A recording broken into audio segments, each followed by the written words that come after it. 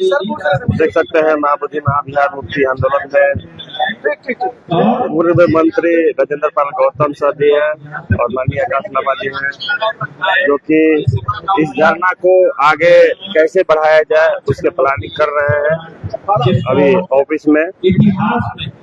और हम आपको बता दो कि आज नहीं तो कल ये धरना और भी ज्यादा मजबूत होगी और देश के कोने कोने से लोग आएंगे। देखिए शाम का समय है, अभी तक चल ही रहा है कार्यक्रम। सम्राट अशोक जयंती है, इस उपलक्ष्य में यहाँ उम्मीद तो किया गया था कि 20,000 लोग आएंगे, लेकिन मेरे ख्याल से उससे भी ज्यादा लोग आ गए थे। पंडाल ये छोटा पड़ गया था और बहुत सारे लोग तो बाहर से बाहर ही देख के चले गए, क्योंकि इतना भीड़ था। लोग इतना देर खड़े नहीं रह पाते। हम लोग अपने हिसाब से पंडाल बनाए थे, लेकिन ये पंडाल बहुत छोटा पड़ गया जितने लोग आ गए थे। तो मैं बता दूं कि जितने लोग अंदर थे पंडाल में, उससे कहीं 5 गुना लोग बाहर में खड़े थे, क्योंकि पंडाल छोटा पड़ गया था। हम लोग उम्मीद नहीं किए थे कि इतने सारे लोग आ जाएंगे, लेकिन आज इतने लोग के आने के बाद और लग रहा है कि ये आग सचमुच में पूरा विश्व में फैल गया है। तो यहाँ देश के कोने कोने से लोग यहाँ आए थे और इस धरना को मजबूती दे रहे थे। तो अभी जैसे कि आप लोगों को दिखाया कि दिल्ली मंत्री माननीय राजेंद्र प्रसाद गौतम जी और माननीय आकाश लामा जी बैठक कर रहे हैं, कुछ डिस्कस कर रहे हैं कि किस तरीका से और इस धरना को विस्तार किया जाए, कैसे और आगे की रणनीति बनाई जाए, उस विषय में यहाँ पर अभी चर्चा चल रही है। दिल्ली मंत्री माननीय राजेंद्र पाल गौतम जी 200 दूर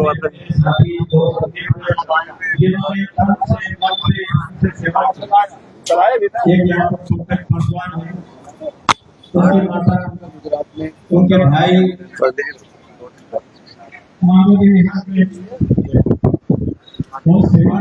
मैंने आपकी जगह आपकी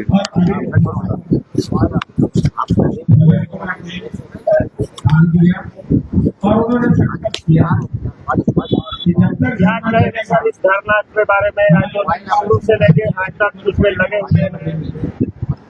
मुझे लगता है कि हम लोग धीरे धीरे सही दिशा में बढ़ रहे हैं और हमें पहले से पता था कि शुरुआत में धीमी होगी, लेकिन उसके बाद आप सबके सहयोग से, सारे जो अपने यूट्यूबर्स हैं, सोशल मीडिया है, उसके सहयोग से ये बात पूरे दुनिया तक पहुंची कि महाबोधि महाविहार, जहाँ तथागत बुद्ध को ज्ञान की प्राप्ति हुई थी, उसमें पंडों का कब्जा है और वो बीटी एक्ट 1949 एक्ट की वजह से है, जिसको रिपील करने का लंबे समय से लड़ाई लड़ा गया।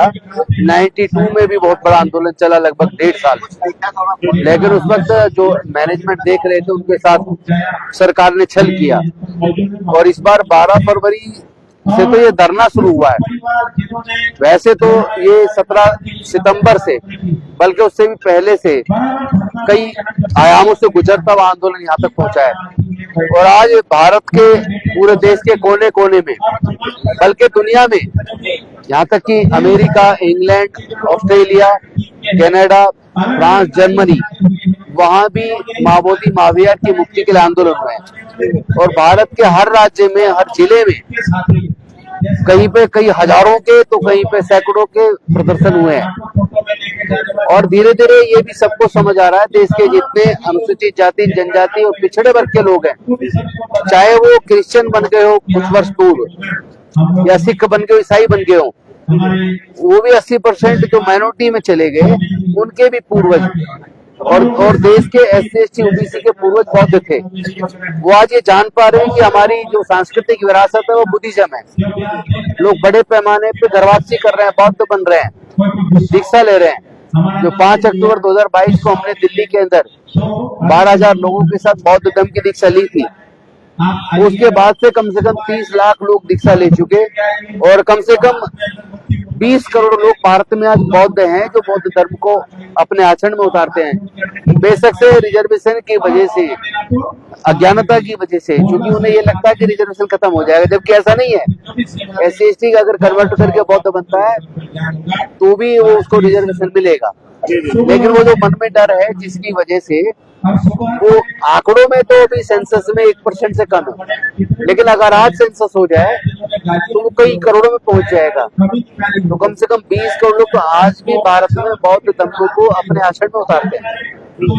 महाबोधि टेम्पल का जो आंदोलन है वो अब विश्वव्यापी हो गया और देश के कोने कोने मजबूत हो रहा है। संसद के दोनों सदनों में भी कई राज्यसभा और लोकसभा के सदस्यों ने महाबोधि टेम्पल की मुक्ति के लिए आवाज उठाई है। BT एक्ट 1949 को रद्द करने की आवाज उठाई है। कई विधानसभाओं में भी कई सांसदों ने आवाज उठाई है। तो निश्चित तौर पर हमारा आंदोलन काफी तेजी से आगे बढ़ रहा है और सफलता हमें निश्चित तौर पर मिलेगी। विपक्षी लोग कहते हैं कि जितना लोगों के हैं उतना ही खुद हमारे देखिए, विपक्षी क्या कह रहे हैं, उनकी जाल में हमने नहीं फंसना, उनकी चाल में भी नहीं फंसना। हम लोग जानते हैं कि वो लोग छल कपट से हमेशा धोखा करते आए। जैसे भी वक्फ के बिल पे चर्चा हो रही थी, कह रहे थे इसमें ये नहीं छीनेंगे वो नहीं छीनेंगे, और तुरंत ही योगी आदित्यनाथ का बयान आ गया कि जितने भी जमीनों पे कब्जे जो वक्फ के पास हैं और वो हम सारी वापस छीन लेंगे, लाखों हेक्टेयर जमीन वापस ले लेंगे। भाई तुम कह कैसे सकते हो? क्या रिकॉर्ड है आपके पास? बिना रिकॉर्ड के तो बात नहीं हो सकती ना। पूरे जैसे ही ये दोनों बिल राज्यसभा लोकसभा में ये बिल पास हुआ है, पास होते ही आज कैथोलिक चर्च का भी आ गया, उसको भी कह रहे हैं कि ये कब्जा करके बनाइए, उसको भी हम लेंगे। तो ये समझ लीजिए, आज नंबर इनका है तो कल नंबर आपका है। इनको तो पूरे देश पे कब्जा करना है, लेकिन इन्हें ये नहीं पता कि भारत मूलतः बौद्ध देश है। सम्राट अशोक के टाइम पे अखंड भारत था, म्यांमार से लेकर काबुल कंधार तक पूरा भारत बौद्ध में था। तो लोग बड़े पैमाने पे गर्वापसी कर रहे हैं और ये 10% लोग आंख दिखाना बंद करें, आने वाले समय में शांतिपूर्वक तरीके से खुद ही सौंप देंगे, हमें पता है। लास्ट में क्वेश्चन मेरा एक रहेगा सर, जिस तरीका से 1992 में नागरिकता पार्टी ने आंदोलन किए थे, उसके बाद ये आंदोलन पूरा से ठंडा पड़ गया था और माननीय आकाश रामा जी जब इस आंदोलन में लगे, इस आंदोलन को लगभग 90% तक पहुंचा दिए। उसके बाद कितने चेहरे नए आए, वो बोल रहे हैं कि आकाश रामा गलत कर रहे हैं, इस लड़ाई को हम लड़ रहे हैं, अपना चेहरा चमकाना चाह रहे हैं। देखिए, पहली बात तो मैं बता दूं कि अनागरिक धम्मपाल जी ने 1892 में लड़ाई शुरू की, सॉरी 1892 और 1992 में बनते सुरेश ससाई जी के नेतृत्व में करीब 13 महीने या 17 महीने 18 महीने ये आंदोलन तब चला, और उसके बाद अब शुरू हुआ है पिछले करीब 7-8 महीने से, और आंदोलन लगातार बढ़ता जा रहा है। ये किसी एक व्यक्ति या किसी एक संगठन का आंदोलन है ही नहीं, और कोई एक व्यक्ति या एक संगठन चला भी नहीं सकता। ये तो हमारे बीच में मतभेद हो जाए या आंदोलन डिफ्यूज हो जाए, सबोटेज हो जाए, तो इस तरह के आरोप कुछ लोग लगाएंगे। इस ऑर्गेनाइजेशन जो बनता जा रहा है, पूरे देश में बढ़ता जा रहा है, पूरी दुनिया में जुड़ते जा रहे हैं लोग, तो उसको तोड़ने के लिए तरह तरह की साजिश होंगी। लोग कहेंगे आपस में मतभेद है, कोई कहेगा पैसे खा गया, कोई कुछ कहेगा, उसकी परवाह नहीं करनी है, क्योंकि लक्ष्य बहुत बड़ा है। लक्ष्य महाबोधि महाविहार को मुक्त कराने का है। उसके सामने बाकी सारे विषय गौण हो जाते हैं, और जो नाराज है उनको भी धीरे धीरे सबको जोड़ लेंगे। बहुत से तो इसी वजह से नाराज है, आंदोलन बढ़ रहा है और हम इग्नोर हो गए, हमें पूछा नहीं जा रहा। अरे भाई आओ ना, ये किसी का व्यक्ति का नहीं है, आप सबका है, आओ ज्वाइन करो, सब लोग मिल के ताकत लगाओ, महाबोधि महाविहार मुक्त हो जाएगा तो सबकी जीत हो जाएगी। सिंपल सी बात सबको समझ आ जानी चाहिए। धन्यवाद सर, शुक्रिया। आपसे बात करना चाह रहे हैं सर। बोलिए मंटू जी। क्या कहेंगे सर, ये जब आंदोलन आप शुरू किए थे तो आपके पास मात्र कुछ लोग थे, यानी कि 30 के संख्या में, तो आज आपके साथ यहाँ लाखों लोग हैं, क्या कहेंगे? देखिए, सबसे बड़ी बात होती है अनुभव।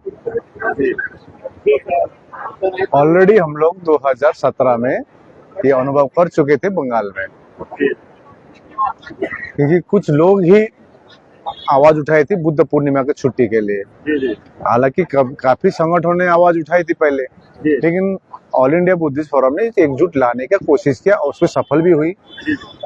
फॉर्मूला तो एक ही होता है, आप मैथमेटिक्स में एक फॉर्मूला तो एक ही है, हमको मालूम थी फॉर्मूला ये है, उस फॉर्मूला के बदौलत अब ये सब जुड़ रहे हैं।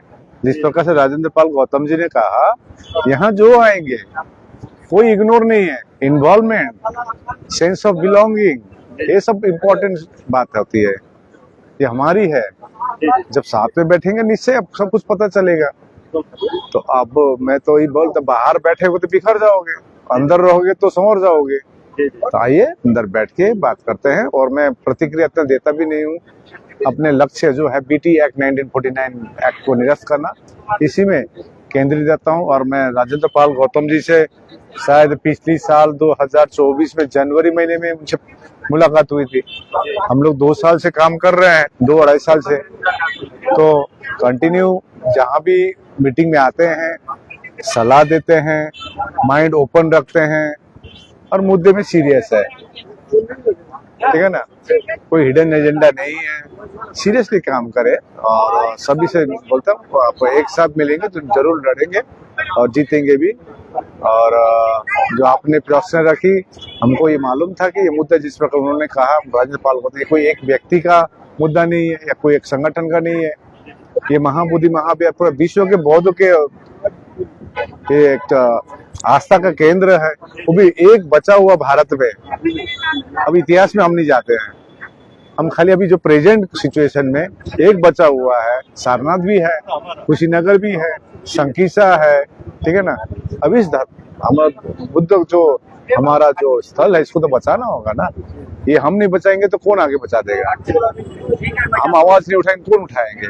तो इस मूवमेंट को वीकन करने के लिए, कमजोर करने के लिए काफी कोशिश तो होगी, लेकिन दृढ़ संकल्पित है हम लोग, जितने भी संगठन है भारत के। आज आप भीड़ देखे होंगे, भले हो सकता है जय भीम, जय भीम से आप देखे होंगे 15 लोग आए, पर 15 लोग it is equivalent to 15 lakh, ठीक है ना। भले बुद्धिस्ट सोसाइटी ऑफ इंडिया के लिए 100 आए, तो एनीवेज आज हम लोग बैठ के थोड़ा आगे का रणनीति तैयार कर रहे हैं। ऑलरेडी हम लोग तो घोषित कर चुके हैं, 12 मई के लिए घोषित कर चुके हैं, और आगे का रणनीति किस प्रकार से करना है।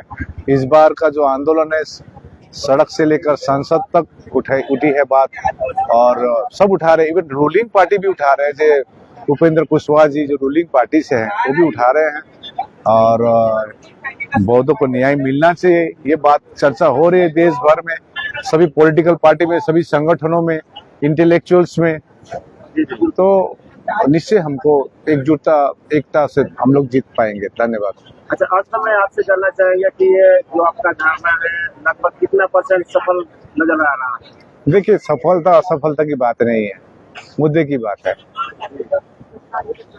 आज जो यात्रा शुरू किए थे, एक टारगेट लेकर यात्रा शुरू किए थे, उसके काफी फॉर्मूलास थी, तो करीब पहुंचे हैं। देखते हैं आगामी दिन में क्या होती है, लेकिन हमारा दृढ़ संकल्प, जो डेडिकेशन, डिटर्मिनेशन, सभी संगठनों जो आ रहे हैं, बैठ के हम लोग प्लान बना रहे हैं, आगे का रणनीति तैयार कर रहे हैं शांतिपूर्वक से।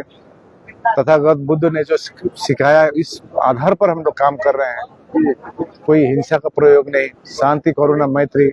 कल से प्रशासन मेरे को फोन किया जा रहा था, हमने उनको एश्योर किया था आपका यहाँ पर कोई पब्लिक डिस्टरबेंस नहीं होगी। इतने लोग आए, बोले इतने बसेस आए, छोटी गाड़ी, बाइक, इतने आए, लेकिन जो सुचारू रूप से चले।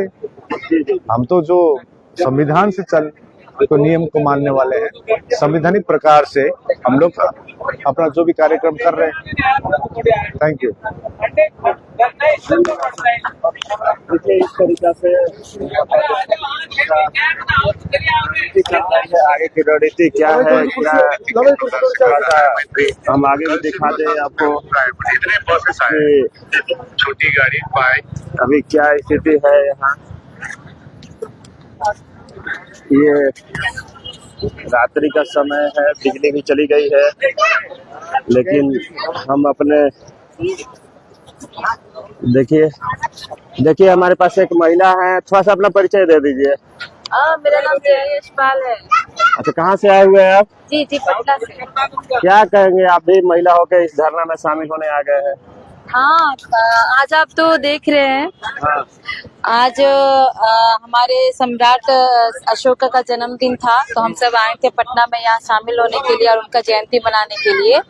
और एक हमारे जो इस आंदोलन का डिमांड था, मांग था कि सरकार को ये दिखाएं कि हमारी संख्या कितनी है। सरकार को पता नहीं है कि यहाँ पे भी भारत में भी बुद्धिस्ट रहते हैं, उनको लग रहा था कि है ही नहीं कोई। तो हमने अपनी संख्या को बता दिया आज, और ये बहुत ही सफल हमारा ये कार्यक्रम रहा है। और इसके लिए मैं सारे जो यहाँ आए उन सभी को बहुत बहुत धन्यवाद देती हूँ, साधुवाद करती हूँ कि वो कितनी दूर दूर से आकर के यहाँ पर, मतलब वो लोग बसों से, ट्रेन से, गाड़ियों से यहाँ पे कल रात भर लोग आते रहे हैं और भोजन यहाँ पे रात भर दिन में चलता रहा है।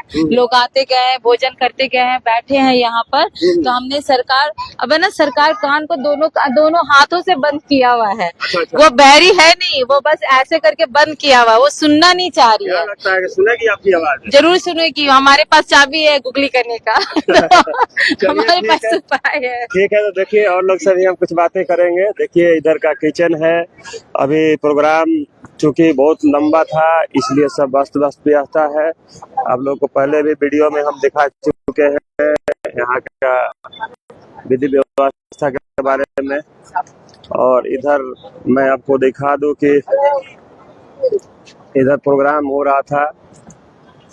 चलिए, अब अंधेरा की वजह से कुछ हम ज्यादा नहीं दिखा सकते हैं। अब तक आप लोग हमारे साथ बने रहे।